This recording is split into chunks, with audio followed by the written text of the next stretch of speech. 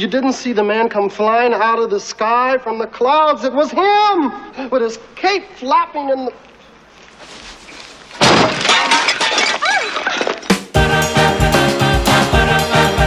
It's the Popcorn Digest with Gareth and Andy. It's the Popcorn Digest. Hello and welcome to Popcorn Digest, the podcast about the films you love and some you don't. I'm your host, Gareth Green, and joining me as always is my full-time co-host and part-time man of steel, Super Andrew Raphael. I'm made of steel. Sheffield Steel. And we're pointing to the skies and asking, is it a bird? Is it a plane? Is that Richard Pryor? As we're watching the comedian star in Superman 3, co-starring Christopher Reeve as supporting character Superman. This latest adventure sees our Man of Steel take on the thrilling and dangerous world of computer programming. But is this soaring sequel a super hit or just super shit? Find out after the trailer.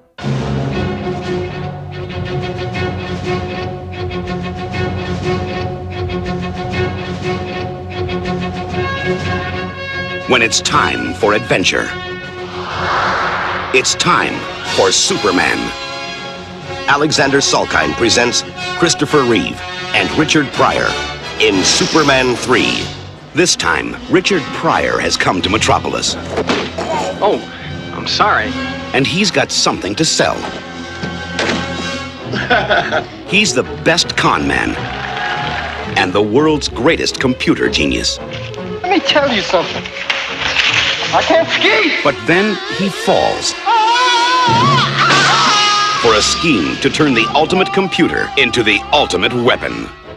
Well, what will it do for me? It will do anything you tell me to tell it to do. A machine so powerful, Baby! It's Daddy! it can control the Earth, change the weather,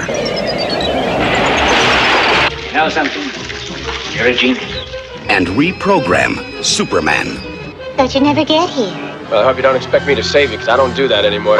But only the man who pulled the switch on Superman Oh, see, I'm not with them, Superman. Could have fooled me, mister. can pull the plug on Super Machine. You're going to go down in history as the man who killed Superman. Superman 3. Watch the trees. This time is going to be the best time of all.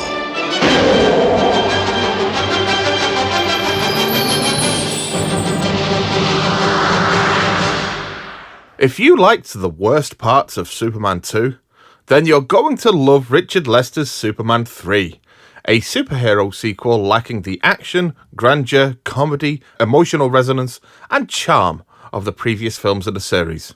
But hey, it does at least feature Richard Pryor on enough cocaine to put Escobar out of business.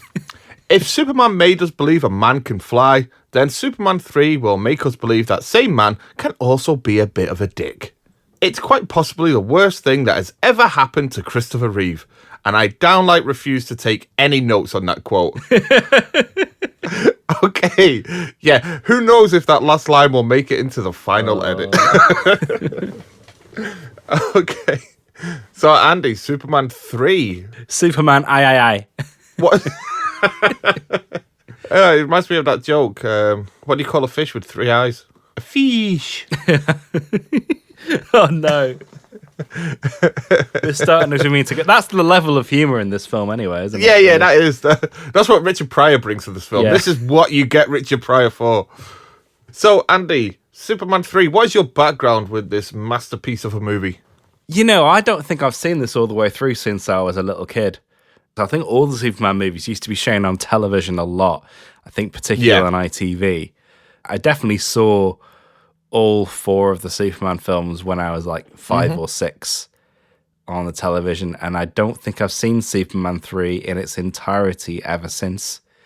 I've definitely watched the beginning a few times and the end and bits in the middle, but I've never watched it all the way through since then, so it's almost like having a fresh watch because I've always skipped this one. I'm the same as you. I was watching this thinking the same thing, which is I've definitely seen some of this film over the years. I've gone back and watched the obvious famous scene of the villain being turned into a computer monster thing, which is one of those terrifying moments from everyone's childhood. Yeah. I've gone back over the years and looked at different parts of this, and it's been on TV, and I might have thrown it on at, the halfway point. But I've never really sat down and watched this film all the way through, like actively, since I was a kid. So this was like watching it with fresh eyes, just as the film deserves. Yeah. I don't know why, but I always skip this one, and I've watched Superman 1 and 2 and Superman 4 many times. Yeah, it's weird. I think I've seen Superman 4 more times than this one. Yeah. It's that Jaws 3 effect. Like how I've seen Jaws 1 and 2 and Jaws the Revenge so many times, but not Jaws 3. Yeah. In fact, I'm very surprised that this being a third film released in 1983 wasn't Superman 3D. Yes, yeah, really, yeah. Because that was a thing at that time, the 82 to 83. If you had a third film in your franchise, it was going to be in 3D. Of course. And I don't think that was above the Salkins either, really. No. I'm very surprised that didn't happen. I think they just wanted to save money at the end of the day. Yeah, I think so. But yeah, we have covered Superman on the podcast before. We did an episode on Superman 4, the Quiche for Piss. I think we ended up calling it by the end of the episode. So yeah, it's good to come back around to this series and have a look at another film, give it another go. But just to say where I'm at with this series, I think that Superman 1 is half a masterpiece and half a pretty good film. Yeah. I think that first half of it is just perfection. Like the emotional core, that growing up of Superman into going to Metropolis and becoming Clark Kent, the reporter, that whole section of the film is brilliant and it's beautifully scored. Superman 2 is pretty good as well. It's obviously got its weaker moments, and we'll go into what those moments are later on. Yeah. But the Richard Donner cut is far superior, in my opinion, even with all of the things involved, such as it including rehearsal takes for some of the footage, and that you can see what the intention was and what the same ending.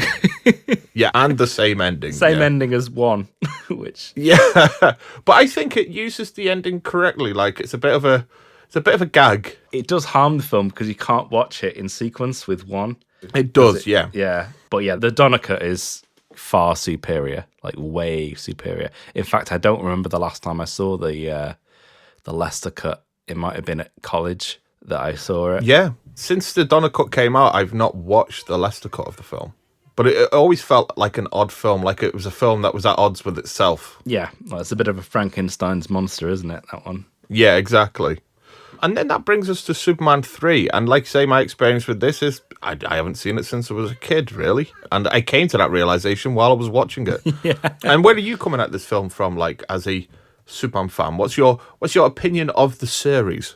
Yeah, I mean, this is definitely a series of diminishing returns. At least he brought it back with Man of Steel. Yeah, I don't think this is a series that's really found its feet since the first movie. Yes, exactly. Since the 1978 movie. Every single film that's come out since, like, the ingredients have been slightly off or completely wrong. So I have hope that despite all the horrible negativity that's going on online at the moment, that James Gunn can maybe make a Superman film that's worthy. Because despite having superhero fatigue, he is one of the superheroes that I'm most anticipating a good film from, because one, there haven't been that many.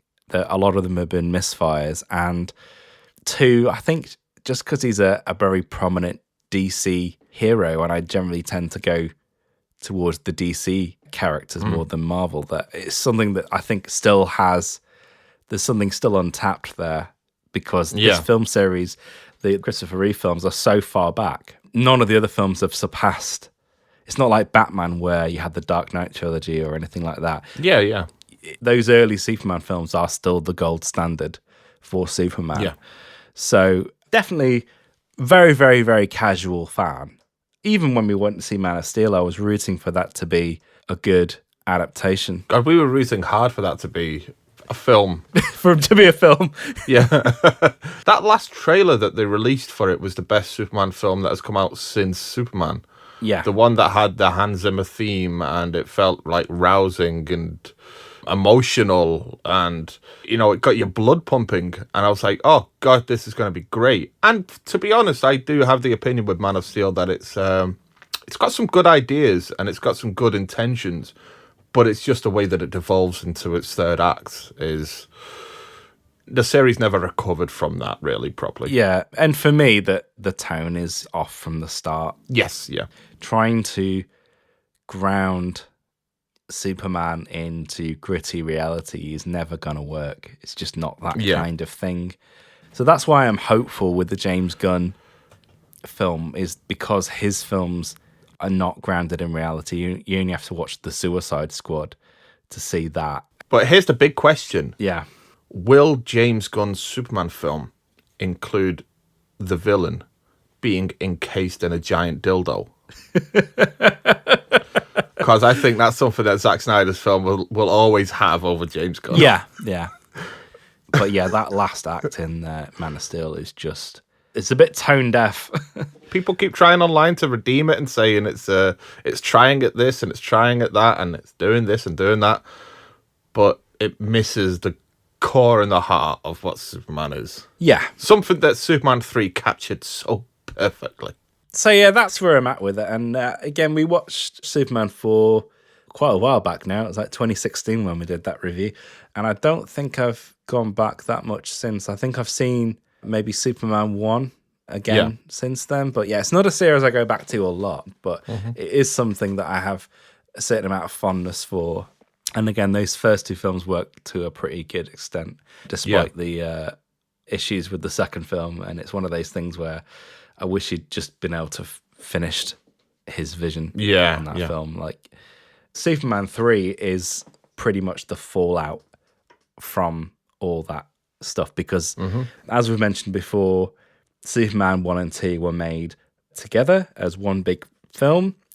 A very expensive film. I think the budget adds up to about $109 million in 1977, which is a lot of money. I even calculated the budget for Superman 3, which is a lot less, but it still ended up being about $125 million in today's money. So, right, yes. So there we go. Those first two films combined now would be like $350 million or something like that, which is it was a big risk, but the aftermath of that is just weird.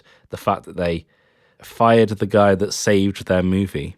Yes, exactly, yeah. And Superman 3, I think, represents what you could have seen had Richard Donner not been hired.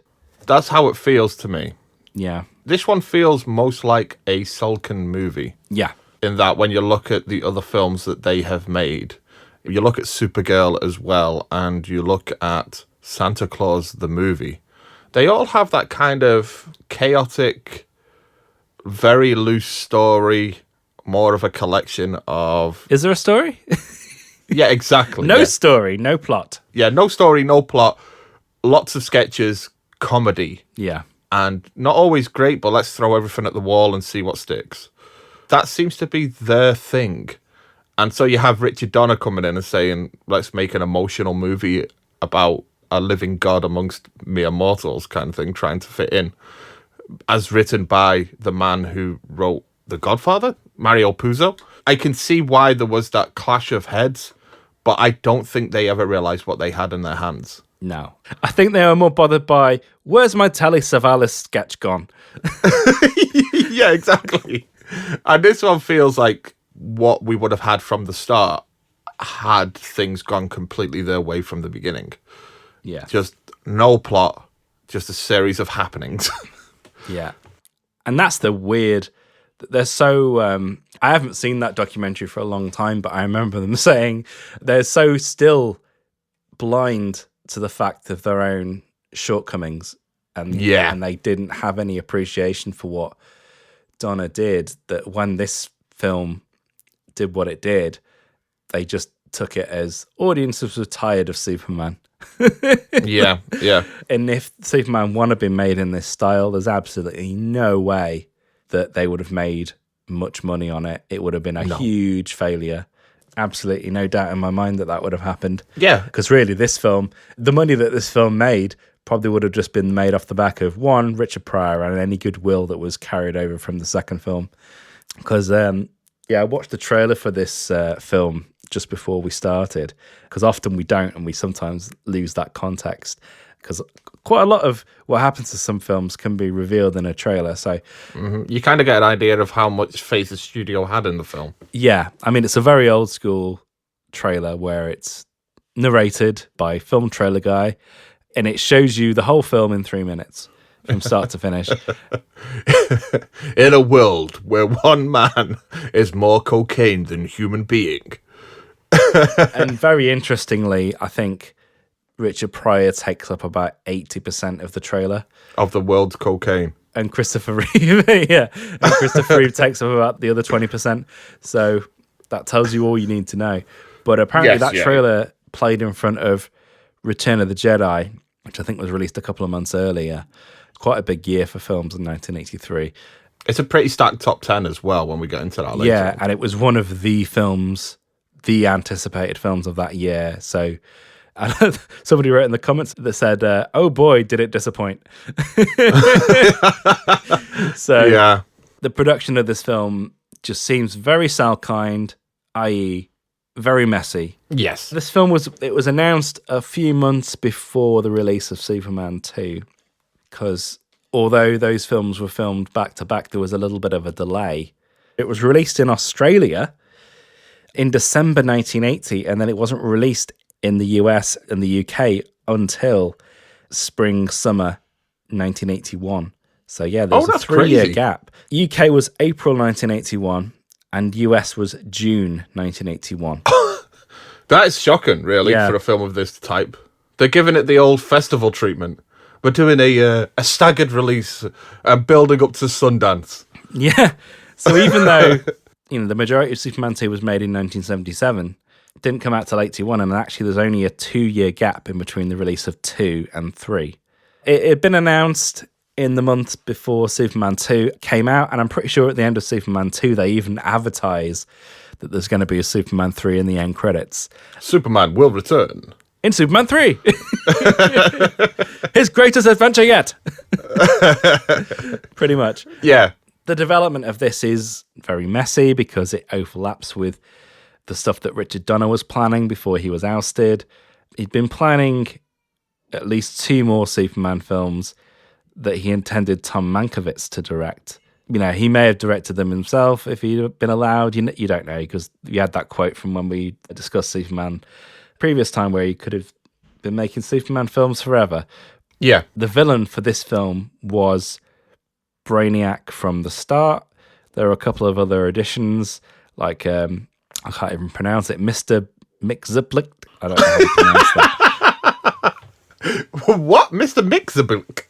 Is this some kind of, like, Eastern European war criminal?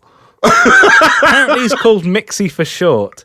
But he's a real Superman villain created by Siegel and Shuster, created in 1944. I mean, I believe you. I mean, Superman has had some pretty terrible foes over the years as well. Apparently Dudley Moore was being lined up to play that role. Of course he was. He's supposed to be like a little sort of pixie of a man. He looks like a purple leprechaun, to be honest. It would have been like that thing in the Flintstones when they brought in the weird alien that only Fred Flintstone could see.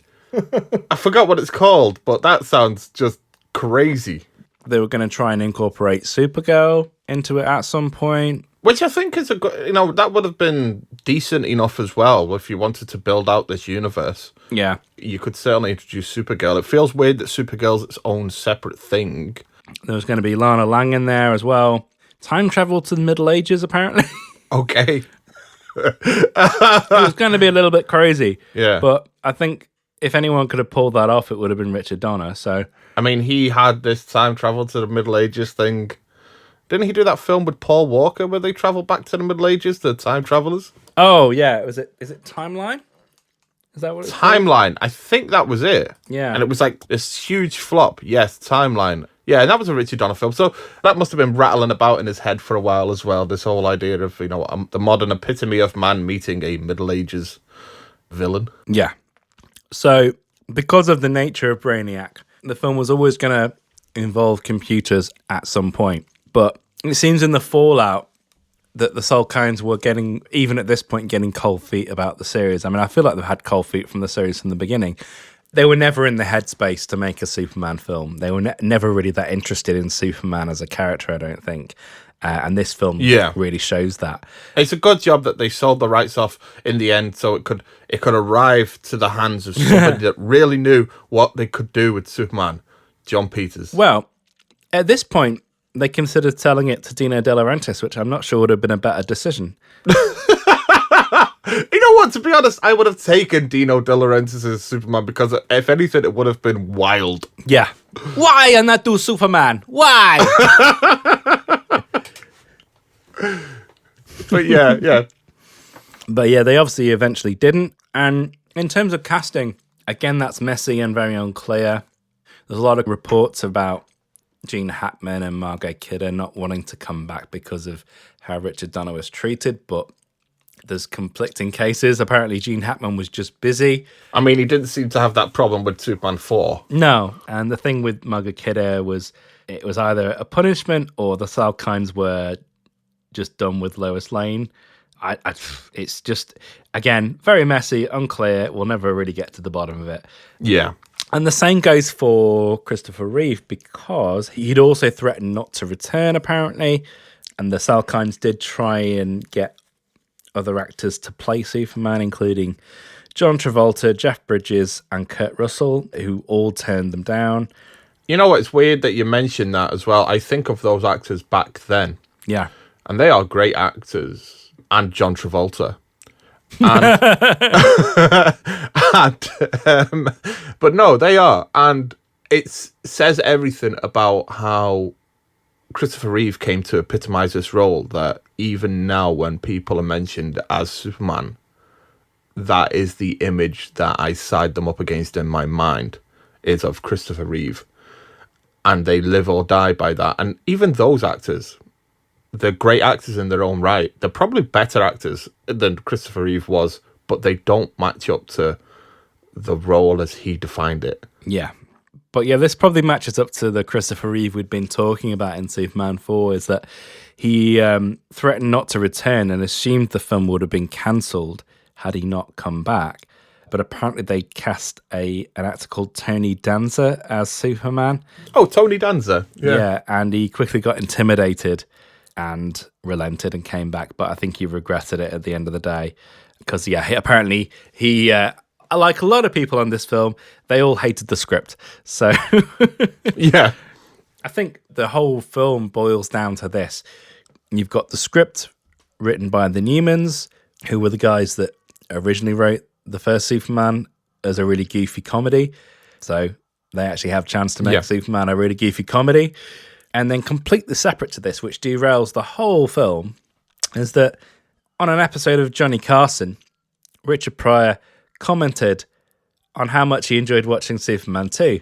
It is one of the most coked up episodes of the Johnny Carson show. And this is a time when coke is like rife. It's rampant through the industry. I mean, God, I could only wish I was there. But it is rampant through the industry. And still Richard Pryor somehow manages to stand out as a man who you would say, he's probably had too much coke. And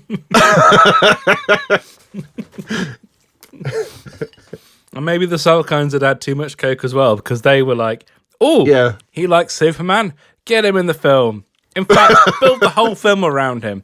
Yeah. And it seems that way because Richard Lester was very reluctant to return to the series, but the only reason he returned in the end was because he was very interested in working with Richard Pryor, which is why this film is it's basically just a Richard Pryor film with a bit of Superman tacked on. Everything revolves around him. It does. I mean, even the cold open of the film, like you are coming to the cinema to watch Superman 3. Superman 3, the title, his name's in the title. It is everything about the film. And the cold open is open on the welfare office. Richard Pryor is begging for a welfare check in one of the most depressing openings for a Superman film ever. And he must take up, at least, I would say, for the first hour and a bit, he must take up what is essentially about 70% of the film, his antics. And Superman does come into it a little bit more towards the end, but it does feel like too little, too late for it to become his film again. Richard Pryor is very much front and center on this, and it feels like he is... It sounds like one of those funny premises where we're following a character that's just happened to fall into a Superman movie. Yeah. I could see them doing it now with Melissa McCarthy or something. Melissa McCarthy's just a regular schmo who happens to find herself at the center of the superheroes universe, but the superhero is this kind of like one that it's like non-brand superhero. It's Superman in every way, but we can't call it Superman. It's weird that they've managed to do it with this, and actually it is a Superman film. It's like if that Jaws 3 People Zero would have been made. Yeah. It's also like if it was a television series, it would be one of those main cast light episodes where it would focus on a guest star. Yeah. And the main cast would make an appearance at the end. We're going to save some money on the special effects in this one. It says everything when Clark Kent appears on screen during the opening titles. There's no fanfare. He literally just comes on from the side. Yeah. Like any other extra in this opening title sequence. Yeah, he's such an afterthought in this film. Yeah, I mean, let's start talking about the film because we're blending the context as we go along as well anyway. But straight from that opening, things are wrong. Yeah. It feels off. It feels wrong. There's no fanfare. The music is so far below par as to where it should be. Yeah. They don't seem to be making any use of John Williams' original score other than like the odd beat every now and again. And it also has no sense of scale, no sense of grandeur is the word that I keep on losing with this. And even the way that the titles are presented, like those titles are iconic. The flying through space as the titles come towards us. Everybody knows what that looks like. And in this, they kind of appear over the screen and make the screen look hazy in a way that made me feel like I was watching the film through conjunctivitis. I saw the last Harry Potter film while I had this terrible case of conjunctivitis, or as Americans call it, pink eye. And that was my experience of watching the last Harry Potter film. Was as this opening appears, it was like half the screen was blurry, but I could see the odd face every now and again. So that's what it goes from. It goes from brilliant space opera type flying through the universe to I feel I'm sick watching this film. I feel like this has to be one of the most bizarre opening title sequences of all time in a mainstream film. Yeah, it is. In the first 10 minutes, the film definitely sets out its stall. It does. It tells you... I mean, I can't even imagine what it would have been like watching this film cold on release after having seen Superman 1 and 2. Yeah. And be presented with that opening Richard Pryor scene followed by this rather long slapstick sequence. Oh, so long. With the weird space titles over it like they weren't meant to be together. Yeah. They clearly weren't. I know in some TV edits there is an alternative space version of the title sequence that they use, which to say the film doesn't work is an understatement, but this is definitely one of the worst parts of the film, and it's so up front and center that it's kind of just going to turn you off within minutes. Yes, absolutely. And it's not even good slapstick either. It's really shit slapstick. It's like the lowest common denominator crap. Yeah, I wrote in my notes as well that we have that moment of Superman looking for a place to change because all the phone booths had fallen over. So he jumps into a photo booth and then jumps back out again. So he jumps in as Clark Kent, jumps back out again as Superman, and then the photos come out and the kid picks them up and he sees an image of, like, several images of Clark Kent morphing into Superman. I was like, oh, wouldn't it have been great if one of them would have been like mid-changing of his pants and his like ball was hanging out of his trousers or something like that, you know? And it's just like, yeah, I'll just rip that one off and leave the kid with the ball sack one. Yeah, his Man of Steel was flopping out. But yeah, I mean, it tells you everything. I think it's rather symbolic that when you actually get the title of Superman 3, it's the shot of where all the telephone boxes are knocked over. Yes, yeah. Tells you everything, really, doesn't it? Yeah, something that's become kind of iconic for Superman, the telephone box, the place where he changes from Clark Kent into Superman. They're out of action. Yeah, they're out of action. Not to be seen.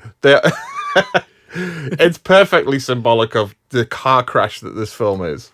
Yeah, I mean, God, the film is wishy-washy and unstructured. That there were even parts of the film where I was expecting things to happen, and they didn't.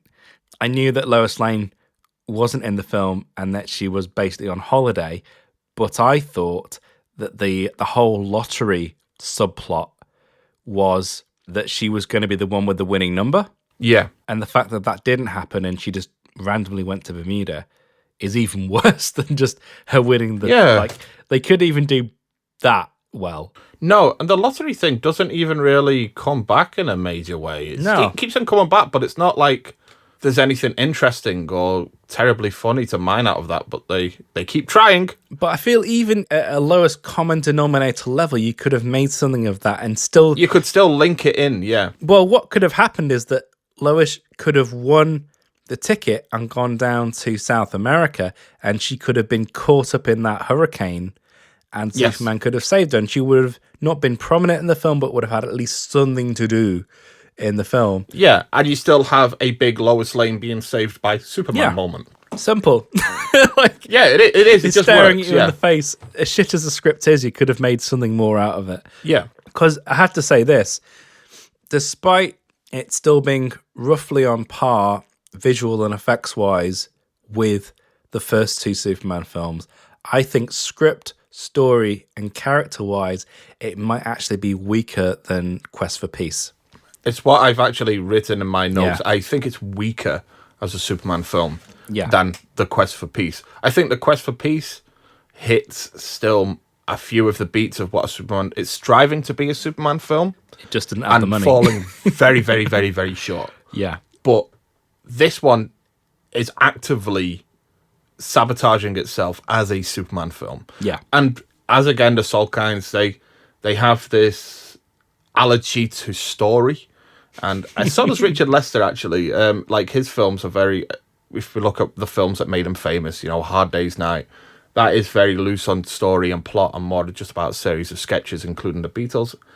It's actually like 30 minutes before we even get a sense of who the villain is or where this film's moving towards. The first 30 minutes are about Clark Kent returning back to Smallville and Richard Pryor getting a job as a computer programmer and finding out that somehow he's a genius at coding for no reason. Like, that's not something that you accidentally find out you're a genius in. Yeah. Like, having never touched a computer, fingertips at the keyboard, he's like, I don't know what I'm doing, but that's just me doing a voice. I'm not doing Richard Pryor. I would never. But he's just like, I don't know what I'm doing. I'm just typing in the keys and it's all working. I don't get it. No. And I guess the legacy of this film, from that first 30 minutes, the legacy of this film is that it becomes a major plot point in the film Office Space. Yeah. Yeah. Where the characters, without realizing it, accidentally rip off this film in order to create a scheme to make them money at work, which is brilliant. It's brilliant, that revelation. Oh, apparently they got the idea from watching this film. Yeah, exactly. They don't realize it until halfway through the film that they got it from watching Superman 3. Yeah. I mean, if the film has a legacy in how it portrays its villains, it's the fact that the Ross Webster character, the Robert Vaughn character, yeah, being a wealthy industrialist villain, when they came to rejig the character of Lex Luthor in the mid-80s, I think they took a lot of inspiration from how he's portrayed in Superman 3, the villain, and molded him in that image. So the Lex Luthor before that was more mad scientist, and then in the mid-'80s became more of a wealthy businessman type figure. And if that's the legacy that Superman 3 has on Superman as a whole, that's pretty much it. Yes, yeah. I understand that impetus as well to make the businessman the baddie in the 80s, because Wall Street, let's have a look at that.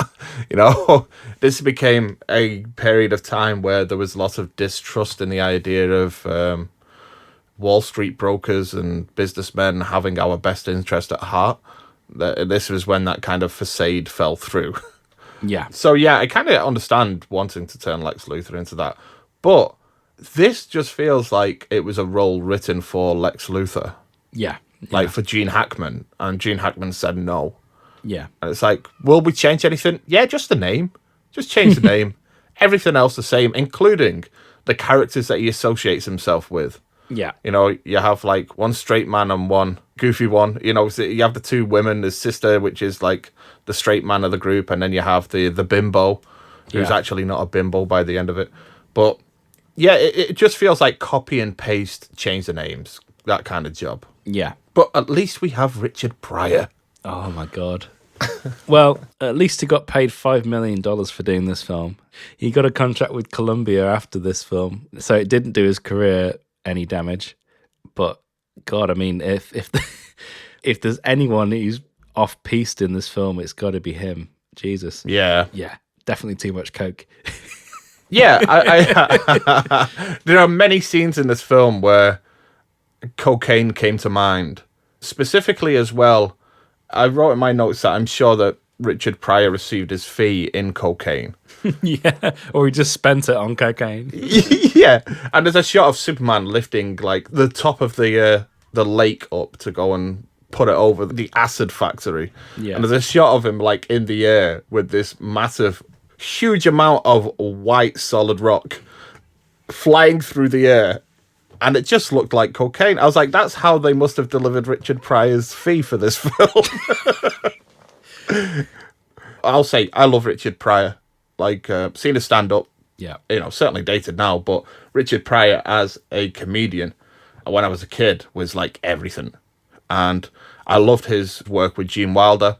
And I think I saw this film through a love of Richard Pryor at the time as well, when I was younger. I'm being very disappointed by that. Yeah.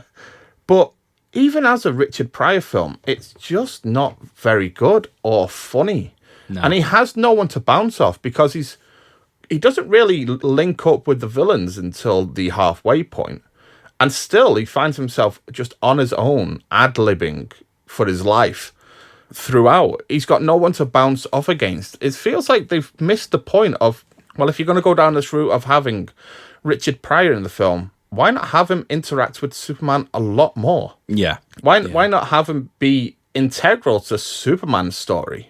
In the end, we just end up with like a lot of disjointed ad-libbing. I mean, I've got some of it written down here. Just one of the things that he says earlier on as well was, the boss wants to see me. I know it's my suggestion for the girls' volleyball uniforms. It's like stuff like that. It's like, there's nothing funny there, unless he would have ended it with like, his suggestion was assless chaps or something. When he's talking to Brad, the sheriff, and he's trying to worm his way into the police office, and he says something like, he's talking about the boss, and he says, he's gonna hang our butts against a wall. I've never heard that saying before.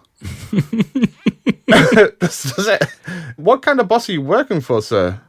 And then we have that scene with Robert Vaughn and the two ladies where Richard Pryor recounts the heroics of Superman. And this is the scene that they've been building towards. This goes back to that Johnny Carson's interview. This is supposed to be the pinnacle piece, him recreating what he did on the Johnny Carson show. Yeah. And there's just nothing funny there. I want to say, he bounces around, but he doesn't even do that. He's a little bit animated, for sure. But there are no jokes. There's nothing to sit there and saying, we've caught lightning in a bottle here, or anything like that, which is what it needed to be if this is what you were doing with this film. You needed to catch lightning in a bottle. You needed to play to Richard Pryor's best strengths. Yeah. In the end, it doesn't even work on that level. No. I mean, watching the film with Jess last night, she had no prior knowledge of Richard Pryor. And when I mentioned to her that this is one of the best stand-up comics of all time, she was like, "All right." Because I'll take your word for it. Yeah, if you get somebody watching this cold and you say that, it's like, nah. Yeah. His shtick ain't working. Everything is so off-piste, and because the film is so heavily built around that, it's an almost complete failure. Mm-hmm. It's just one of those situations where you just have to ask yourself, what were they thinking? Yes. What were they absolutely. thinking? Absolute madness. Yeah. I mean, I'll go on record as well and say, in a shocking revelation, I've only seen a handful of his films, but I'm not a Richard Lester fan. I really like A Hard Day's Night. I studied it when I was in college. Yeah. And it's a lot of fun. And there are a lot of fun stories behind that film and working with the Beatles, what it must have been like back then. But other than that, even Help, I'm not really like big on. I've seen The Three Musketeers, but I've not seen the sequel. And then the third one that no one will recount. No. Can I tell you who isn't a Richard Lester fan? And that'll be Rory Kinnear. Yes. Oh, yeah. He will not be a Richard Lester fan. Yeah. Yeah. I mean, Richard Lester is like, he went a bit John Landis for a while, didn't he? Yes, So he did. if you're interested in that, do your own research, audience. Yeah, it's well worth looking into. Yeah. The funny thing is, like, you can't even really talk about many of the Superman moments because there aren't many. You've got the chemical factory, him being an arsehole for about half an hour. Yeah, which my takeaway from the chemical factory is that if you are a man trying to hide from a rampant fire, perhaps the place that you don't hide in is a room that is marked as the acid room. And I'm not even talking about the guy that's like looking after all of the acid, making sure that it doesn't blow up and become a toxic gas, cloud of toxic acid gas. There's this hut outside. There's just this random, like, almost cardboard structure that just has the sign acid room on the front of it. Yeah. And when they open a door, a man who's like engulfed in flames comes bursting out. And we don't see Superman rescue him or anything like that. It just cuts away. It just cuts completely away. For all we know, that guy he's a goner. Superman took one look at him and went, nah, he's a write-off. It's too far gone. Yeah, nothing I could do here. See ya. I can't turn back time. Yeah, I don't really have an emotional connection to you, so I'm not going to do the world thing. That only happens once, maybe twice, depending on the way you look at it. And there's no way that ice sheet will put out that fire. It will get vaporized before it even hit the ground. Of course it would. But it makes me... that whole, like, spinning back time thing, it does make me think that everybody who Superman doesn't manage to save from that point onwards, they must be going, what a prick. You know, like, oh, yeah, you'll turn back time for your girlfriend, won't you? But not for Joe Bloggs down the road, you know, with his family of crying kids down there. Oh, no, just I only do it the once. Yeah, I bet you would, you prick.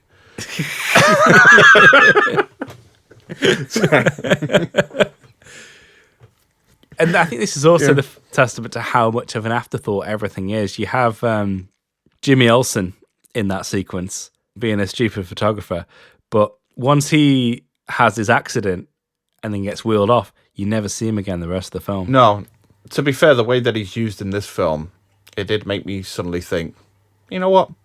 I'm okay with him getting his brains blown out in Batman vs Superman. You know, he probably deserved it. Talking about the comedy, the weird comedy that's on display, there are some weird sex things in this film as well. Yeah. One of them is entirely unintentional.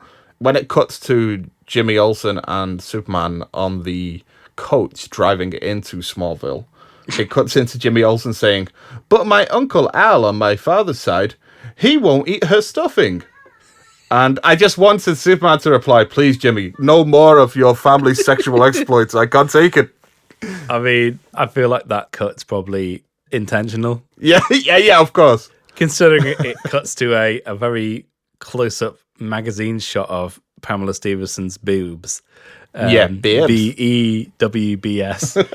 I mean... And that random shot of the bulge of the DJ's pants. We go to the graduation after this chemical fire, Yeah. And it's like we have all of the establishing shots of like people having fun and getting acquainted with each other. And then there's just this random insert shot of looking between some tech, a gap in between the monitors, and we see just it's a close-up of the DJ's crotch in his jeans. Yeah, there's quite a few moments of perviness in this film. Yeah. I don't even know where to start with because it's just nothing works apart from maybe two things in the whole film. Well, just on that note, because we have been very negative so far, and you say there are these two things that, you know, kind of work for the film. Yeah. Let's talk about the very few positives that this film has. So, what does it have, Andy? So it has Richard Pryor in an oversized cowboy hat. Where does that come from? No idea. It's like I feel like that scene is just B-roll. They're not even like doing a scene. It's just everyone off the tits. Yeah. I would have loved it if, like, in between every shot of Richard Pryor, just without there being a thing about it, his hat just slowly gets bigger and bigger and bigger. You know, in a very kind of like David Zucker type way. Yeah. I actually think that might be a joke in one of their films. Probably. So by the time we get to the scene, it's just like fucking huge. It just takes up the whole room. But more seriously, good Superman fighting evil Superman is pretty well done. Yes. Even though it lacks a lot of meaning. Yes. The context of it could have been done so much better, but the actual execution of the actual fight is pretty good, even though you can see the 007 stage very clearly in the background. Very much so. Yeah, and again, that little terrifying shot of what's she called in this Got a name film? here. Yeah, so we have Annie Ross as Vera. Yeah, her getting turned into that weird computer robot character. Yeah. But again, just that moment, because they don't really do anything with it after that point. But the actual moment is really quite well done and quite terrifying still. It makes me think that whole scene, the whole setup, and the whole, like, the force battle that happens there with her using her powers to levitate people. It reminded me very much, and including the setting of the end of Attack of the Clones. Like George Lucas had watched it and gone, oh, you know what? That's where I'm going to set my Yoda-verse Dooku fight. Which is a weird place for George Lucas to take his inspiration. Yeah, I mean, to be honest, no, he's had weirder. Like I said before, the trailer for this film was at the front of Return of the Jedi, so he might have been sitting in the theatre going, hey, a lot of that sequence is in the trailer, so he might have just gone, even if he hadn't seen the rest of the film, going, hey, I'll put that in my little notebook. Yeah. Save that for another day. But I think you've touched upon something that is a very interesting idea for Superman and what the film should have revolved around, which is the idea of Superman confronting a version of himself. And I mean by this that we have this new kryptonite. I think in the comic books it's red kryptonite that does this, or at least the TV show Smallville redefined it as being red kryptonite. But we have this type of kryptonite that makes Superman act in a very emotionally conflicted and corrupted way. It's the only Superman-y thing in the whole film. Yeah, exactly. And it's the part of the film where it works. And shouldn't the whole film have been about Superman confronting the idea that just like humans, just like the people he saves, he has a darker side to him. You know, we all have a darker side to ourselves. And for him, he can't afford to be human because he's a living god. He's Superman. Yeah. So this is a part of him that he uses his superpowers to repress and that kind of thing. And then we have this moment where he's corrupted by kryptonite. And we start to ask the question, is this version of Superman something that's living inside of him? Or is it a kryptonite that's created it?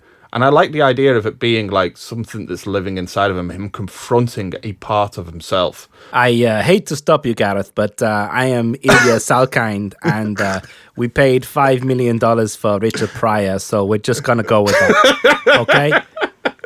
Yeah. First hour of the film. It's in his contract that he has to be in 90% of the first hour of the film. But of all the things that happen with that, I like that it's this little boy saying, it's just a slump. But it's the idea of his, like, the expectations of this little boy is finally the thing that makes him separate from physically these two versions of himself. But I think even then they kind of missed a point by making Clark Kent versus evil Superman. Because Clark Kent is the mask. That's the thing he puts on. Yeah. That's not the way it should be. It should be Superman versus Superman, but like two different versions. But the whole thing comes to a head in the most shocking way. Like, I would never have expected that this good Superman versus evil Superman battle would have come to a conclusion with good Superman besting bad Superman by literally strangling him out of existence. Yeah. There's no like big thing. He literally is David Carradine out of existence. Down and dirty. Yeah. That's the bit that Zack Snyder liked. Yeah. Not since David Carradine has a man been strangled out of existence quite like this. Oh, no. Oh, dear. Wah, wah. Sorry, yeah. The only other sort of long-standing influence of this film is, I think, the evil Superman costume, the colours of it. Pretty much every modern Superman suit has those darker maroons and blues. Deeper. Yeah. So in that respect, I quite like the look of the evil Superman costume because it looks quite stylish. It does. It looks better. And also, I was reading that this is the only film out of the 4 Christopher Reeve Superman films where the shade of his hair is slightly different. It's a lot lighter in this film than it is in the other It is, yeah. 3 films, because apparently he was wearing wigs all throughout. So I think it's probably because they could just change the hair easily between shots. So when he's Clark Kent, it's a wig, and when he's Superman, it's a wig. But for some weird reason, this film, the wigs are slightly lighter shade of brown. Oh, right. I didn't know that. Yeah, yeah. It's a pretty good wig. Good It wig is. work. They spent a lot of the budget on it. Yeah, the 10% of the budget that was left after they paid for Richard Pryor's drugs, they used on the wig work. Yeah, I mean, talking to the boy, like, it's quite unbelievable how the Salkinds, now that everyone else is gone, how they treat all their female characters. Because, Yes. oh boy, with the Lois Lane character, easily the laziest fridge in history. And Lana Lang doesn't fare much better because she is not integrated with the plot whatsoever. You could take her out of the film completely and you wouldn't change anything. No, exactly. You could keep the boy. Even the fact that she doesn't take part in the 3rd act whatsoever. No, she's not involved in the action whatsoever. She's stuck in the subway from Pelham 123. Oh, yeah. And again, yeah, you've got the 2 sort of villain sidekick characters, one of which is very heavily sexualized. Yes, yeah. And the fact that it was Pamela Stevenson, I'm kind of like not quite sure why she would agree to do the film, considering what she'd just come off. I think that's the thing that astounds me. All these weird decisions and all this really bizarre stuff going all the way throughout the film. And you have to consider that budget-wise, this was the Avatar Marvel movie of its day. Yes, yeah. And we're not even talking about the fact that, MODOK looks a little bit goofy in Ant-Man Quantumania. No. It's like if you had a Marvel film and it was based around Chris Rock doing his thing for 90% of the time. Yeah. It's like if they made, like, the last Captain America film about, like you say, about another, like, black comedian, like, as you say, Chris Rock or someone like that, and then had Captain America in a minor supporting role. Kevin Hart. Yeah, Kevin Hart. There we go. Kevin Hart, yeah. But yeah, it is such a strange thing to do.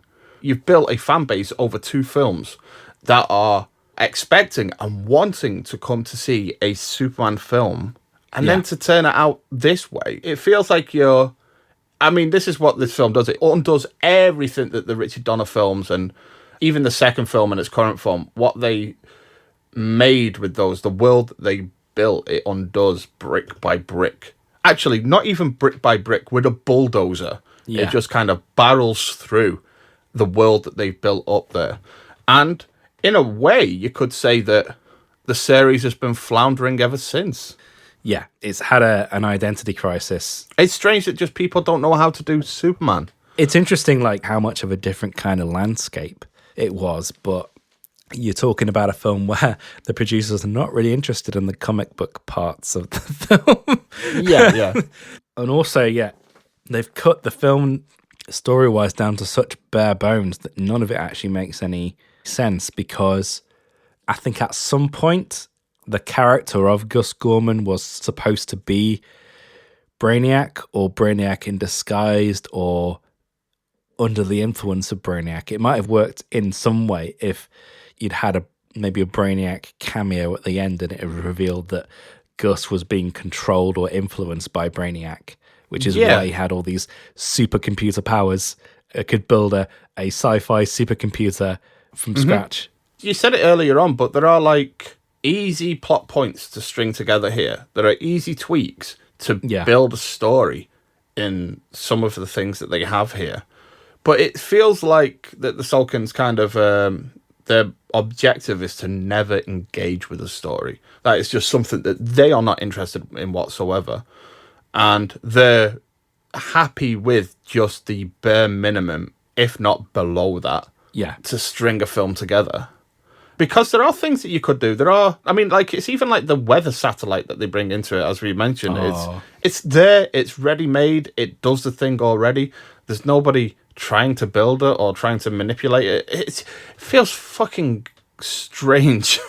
Yeah, I think I wrote down on my notes, satellites don't do that. Yeah. But yeah, even like talking about the comedy, and that is where their sensibilities, or at least they think their sensibilities, lie anyway. I always have this opinion that when you approach a franchise film like Superman that has its own inbuilt set of rules that have been established, like whenever you build a world, you always build it against rules that you set for that world so that the audience know what the limitations are. That's why I've never really liked the spinning the world back in time thing. That always feels like it's a break of the rules for that world. When people die, they should die.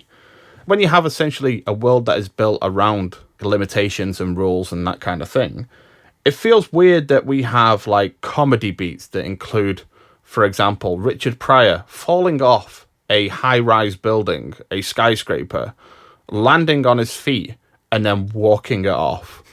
You know, if in this world that is something that can happen, then Superman has no need to save anyone from falling from any high buildings, which is his whole shtick.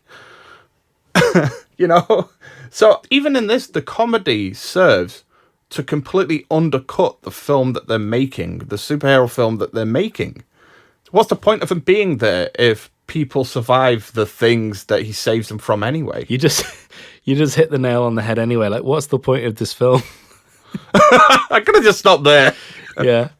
There's no point to this film whatsoever. It doesn't do anything. Yeah. It's so easily skippable because it's not doing anything. Even the fact that Lois Lane comes back at the end, it highlights how much of a placeholder this film is. It doesn't advance anything. It doesn't justify its own existence whatsoever. And what is it to deal with Clark Kent and Lois Lane and Lana Lang? Because his whole thing is, Lois Lane is the love of my life. And the previous film really hammered that home. This was a person he was willing to give up his powers for because he loved so deeply. And in this one, it's like, I'm going to go back home. Maybe he'd read about the concept of threesomes and polyamorous relationships, maybe. Maybe he'd read that in a magazine, in the Daily Planet, and gone, I like this human behavior. Jimmy Olsen told me something about his family being swingers. Yeah. And I thought, that's the kind of thing Gee for whiz, me. Jimmy. Yeah. Gee whiz, Jimmy, a man can only be so erect.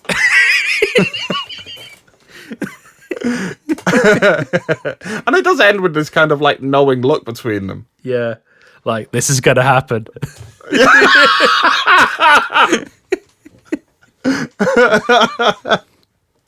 It's canon now. We've made it canon. That's what happened. That's why Lana Lang isn't in Superman 4. Yeah. She took the load. Yeah. And it blew her back out. Oh, no. Hey, we're all thinking it. I'm just saying it. I'm just a mouthpiece. Sorry about this. I've had a lot of cocaine before recording. There's not much to say about this film because there's not much to it, really. There's no big plot points outside of No. Bad Superman. When people talk about this film, it's the one with Richard Pryor and where Superman goes bad. That's it. Yes. There's nothing else to it. And given the landscape of cinema at the time and the budget of this film, it's just not where this series needed to be at all. It's such a huge mistake. It's just a film that never should have been made at all. Just before we move over to the stats and facts, there is one single scene, one shining light of a scene in this film, you might call it. The Leaning Tower of Pisa. You know what? The Leaning Tower of Pisa gag I actually really quite enjoy. It's like, evil Superman, what's he gonna do? He flies over Italy and turns the Leaning Tower of Pisa up, and then he makes it bad again when he's it good, Superman. What a weird thing. Yeah. And the fact that it's outside of the space shot, it's the last shot in the film. Yeah. Like, that's the plot point they needed to wrap up. Yeah, that was it. Yeah, that's what we were all thinking. It's like, where's Dom? What about the Leaning Tower of Pisa? But yeah, there is one shining light that we haven't spoken about, and that is the scene in which the green man and red man traffic lights Oh, no. fight each other. Yeah. That's out of a Zucker and Abrams film, wasn't it? Yeah, exactly. Yeah. Richard Pryor is causing havoc throughout the world. He's making stop signs and green lights and all this go at the same time, so people walk out into the street just in time for the cars to come and that kind of thing. It's chaos in the streets. Die Hard 4. Yeah, it's exactly what I was thinking of. They really die hard forward this situation. Yeah. And then we get a close-up of the green man and red man stop signs, and they're both on at the same time, and the green man climbs up into the red man's light and they start wrestling. Yeah. I don't even want to comment on it. I just want to let it sit there. Yeah. And if anything, if this makes the highlight reel, I'm just going to include it and I don't want to be the only person to have seen this. Yeah. It explains itself just in terms of where the qualities of this film lie. Yeah. But yeah, so going from that point, moving over to the stats and facts. Okay, so Andy, you have some information for us in regards to the critical reception of the film and how audiences have received this film in the years since. So I'm going to hand it over to you. What was the critics' response to this? Yeah, so on Rotten Tomatoes, it has an incredibly not fresh rating of 29%. That's probably about 28% 30%. 30% more than it should have. Yeah. And obviously because it's an old film now. It's 40 years old. I think This pretty year? much in the month that it's actually going to be released. So that's Yeah. cool. As we're reviewing this film for the 40th anniversary, we meant for it to be. As it's an older film, it's only based on 58 reviews, but if it was based on more reviews, it'd probably be lower. Yeah. And the average score of that is 4.5 out of 10, which, given its Rotten Tomatoes, is actually quite low. Yeah. And its consensus is, when not overusing sight gags, slapstick, and Richard Pryor, Superman 3 resorts to plot points rehashed from previous Superman flicks. That's a pretty damning consensus. It seems like it's building up to a... but it does this thing, right? Instead, it's like, we're not doing all of these terrible things. It actually does more terrible things. Yeah. And the audience score is 23%. So this doesn't even have any nostalgia from the audience either. No. That's based on 100,000 plus ratings. They give it 2.6 out of 5, which again is not particularly great on Rotten Tomatoes.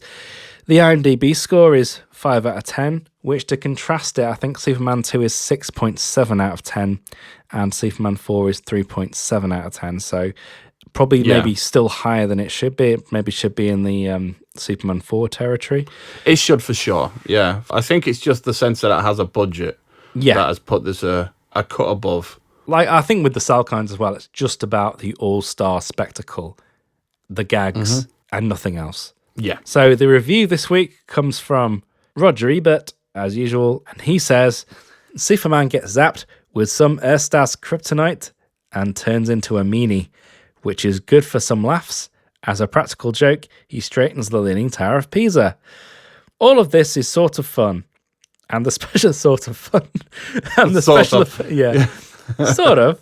And the special effects are sometimes very good. But there's no real sense of wonder in this film. No moments like the scene in the first Superman where California threatened to fall into the sea and Superman turned back time to save humanity. After that, who cares about Robert Vaughn's satellites or Richard Pryor's dilemma? Pryor can be a wicked, anarchic comic actor, and that presence would have been welcomed here. Instead, like the rest of Superman 3, he's kind of innocuous. And given that review, you would expect a much lower score, but bizarrely, Roger Ebert gave it 2.5 out of 4. Yes. Which I do not understand. It's a weird one. It sounded like a 1 out of 4. Yeah, it does. I read the review earlier as well, and there are some moments that he thinks are, again, I use this sort of fun. Kind of fun. Kind of. If you look at it from this way, it looks kind of like a movie. But it does sound like a review that's at odds with its overall score. Yeah. Maybe got some money from Warner Brothers. Yeah, probably. Yeah. Maybe they had a buffet. I don't know.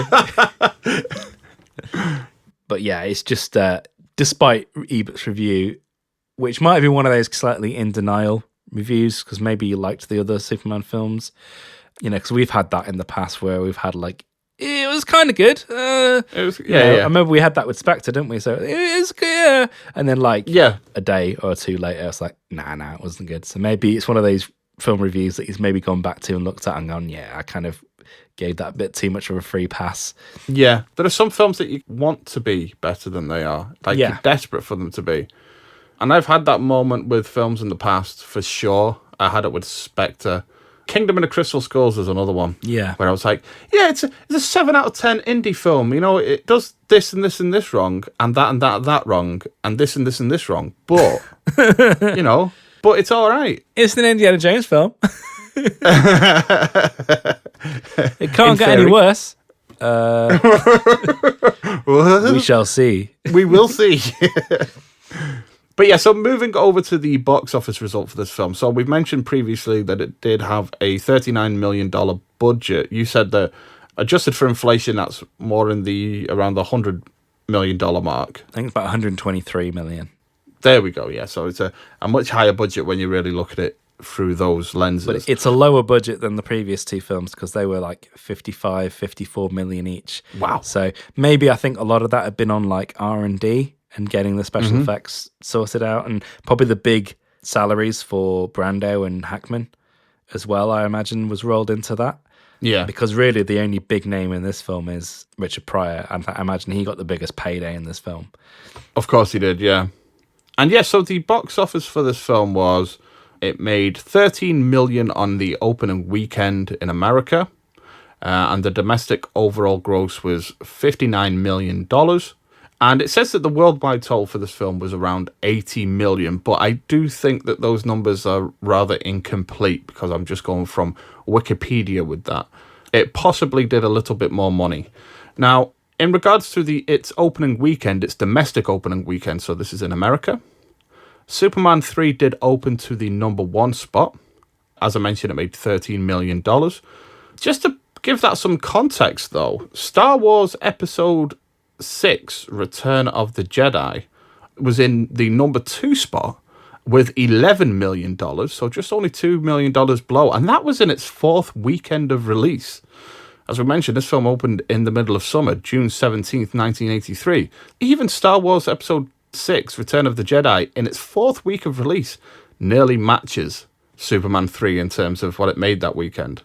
Other films that are included in that top 10, we have Trading Places at number 3, Octopussy at number 4, War Games at number 5, Psycho 2 at number 6, Flashdance at number 7, Blue Thunder at number 8, The Man with Two Brains at number 9, which, looking at that, is kind of a flop, despite the fact that it's one of my favourite Steve Martin films.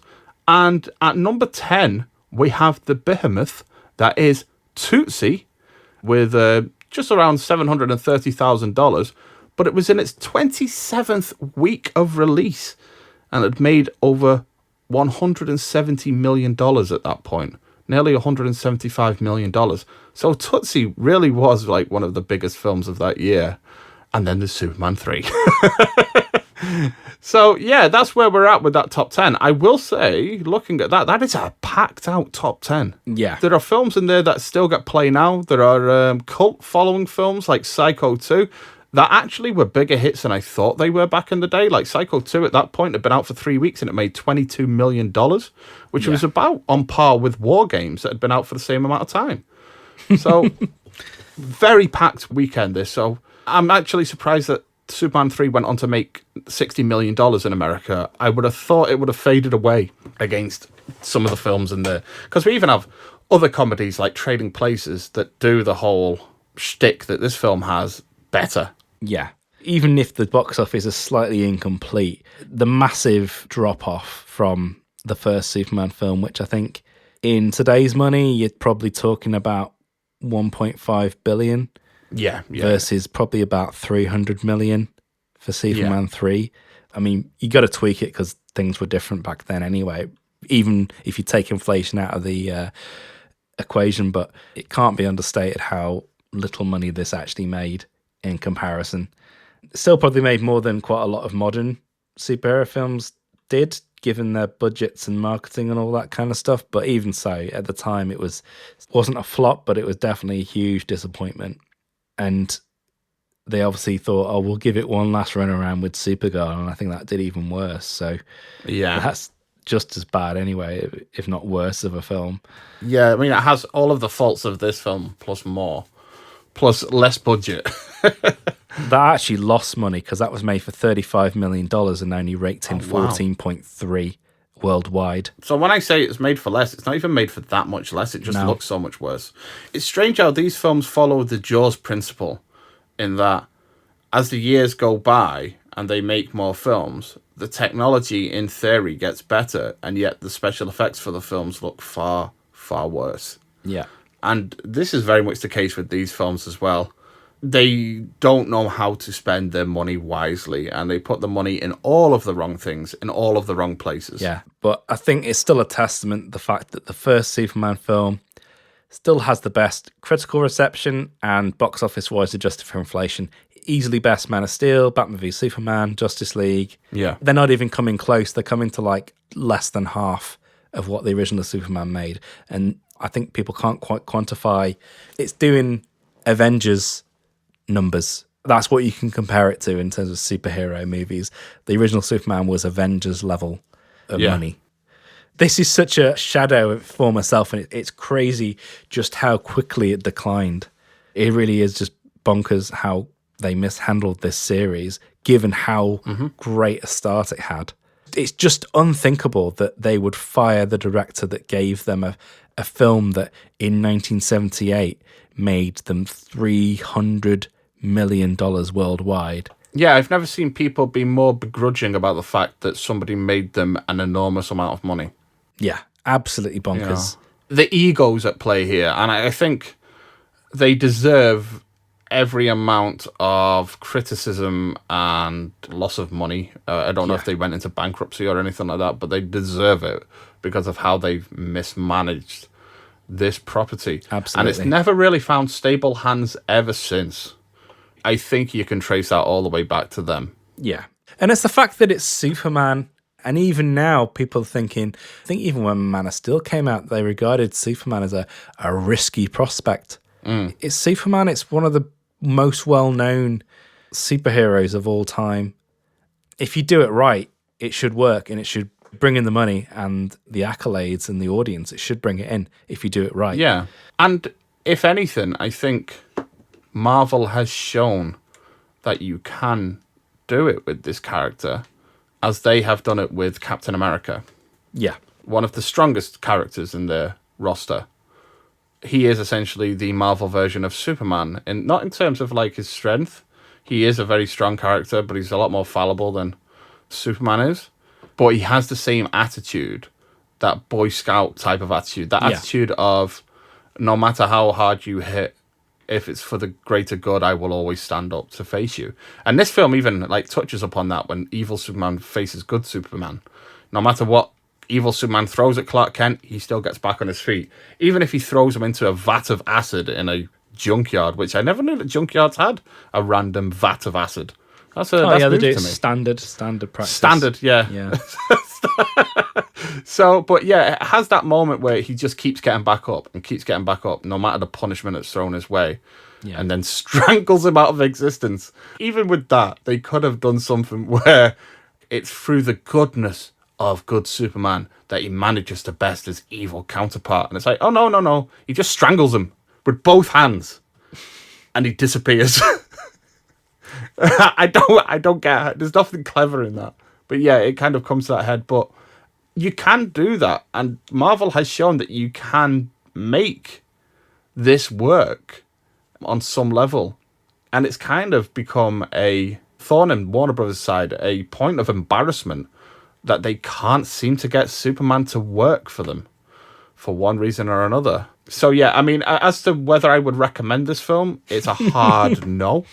I would actually recommend, even though I think I said I would recommend watching The Quest for Peace for all of its faults, it's still a so bad it's good movie.